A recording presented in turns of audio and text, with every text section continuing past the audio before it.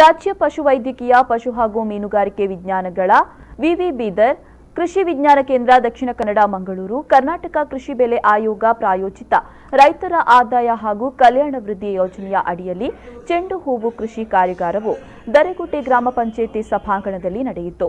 ಕೃಷಿ ಬೆಲೆ ಆಯೋಗದ ಮಾಜಿ ಅಧ್ಯಕ್ಷ ಡಾ ಪ್ರಕಾಶ್ ಕಾರ್ಯಾಗಾರವನ್ನು ಉದ್ಘಾಟಿಸಿ ಮಾತನಾಡಿ, ಗ್ರಾಮಗಳಲ್ಲಿ ಕೃಷಿಯನ್ನ ಕುಟುಂಬ ಪದ್ಧತಿಯಂತೆ ನೋಡಿಕೊಂಡ್ರೆ ಉತ್ತಮ. ಸಹಕಾರ ಮನೋಭಾವದಿಂದ ಕೆಲಸ ಮಾಡಿದಾಗ ಯಾವುದೇ ರೀತಿಯ ಕಷ್ಟ ನಷ್ಟಗಳನ್ನು ಎದುರಿಸಿ ಯಶಸ್ಸನ್ನು ಗಳಿಸಬಹುದು ಸಾಧ್ಯ.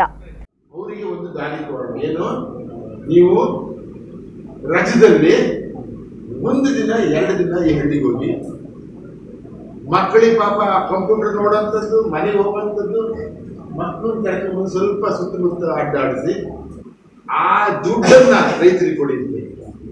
ಈ ಪ್ರಯೋಗ ಅಲ್ಲಿ ಕಿಬೂಟಲ್ಲಿ ಇರುತ್ತೆ. ಕಿಬೂಟಲ್ಲಿ ನಾವು ಹೇಳಿದಲ್ಲ, ಮಕ್ಕಳಿಗೆ ಊಟ ಮಾಡೋದು ಮಾತ್ರ ಅಂತಲ್ಲ, ಒಳ್ಳೊಳ್ಳೆ ಹೋಟೆಲ್ ಒಳ್ಳೆ ರೂಮ್ ಮಾಡ್ಕೊಂಡಿದ್ದಾರೆ. ಒಂದಕ್ಕೆ 2 ಪಟ್ಟು ರೇಟ್ ಮಾಡ್ತಾರೆ. ಪಟ್ಟಣದವರಿಗೆ ದೊಡ್ಡ ವಿಚಾರ. ನಾವೆಲ್ಲ ಕಿಬೂಟಲ್ಲಿ ಊಟ ಮಾಡಿದ್ವಿ, ಕಿಬೂಟಲ್ಲಿ ಉಳಿದು ಒಳ್ಳೆ ಒಳ್ಳೆ ರೆಸಾರ್ಟ್ ಅಂತ ಹೇಳ್ತಿದ್ದಾರೆ. ಏನಂತಂದ್ರೆ ರೆಸಾರ್ಟ್ ಅಂತ ಹೇಳ್ತಿರ್ತಾರೆ. ಈ ರೆಸಾರ್ಟ್ಗಳಲ್ಲಿ ಇವತ್ತು ಖಾಸಗಿಯಾದ ರೆಸಾರ್ಟ್ ಹೋಗಲ್ಲ. ನಾಳೆ ದಿನ ನಿಮ್ಮ ದರೆಗುಡ್ಡೆಯಲ್ಲಿ ಅದನ್ನ ಕೃಷಿ ಬಂದ್ಬಿಟ್ಟು ಬಂದು ಉಂಡು ತಿಂದು ಕುಡಿದು ಹೋಗೋದು ಮಾತನಾಡ್ತಿರಲ್ಲ. ನಿಮ್ಗೆ ಇರಬೇಕು. ಬೆಂಗಳೂರಿನ ಭಾರತೀಯ ತೋಟಗಾರಿಕಾ ಸಂಶೋಧನಾ ಸಂಸ್ಥೆಯ ಮುಖ್ಯ ವಿಜ್ಞಾನಿ ಡಾ ತೇಜಸ್ವಿನಿ ಪ್ರಕಾಶ್ ರೈತರಿಗೆ ಚೆಂಡು ಹೂ ಗಿಡಗಳನ್ನು ವಿತರಿಸಿದರು.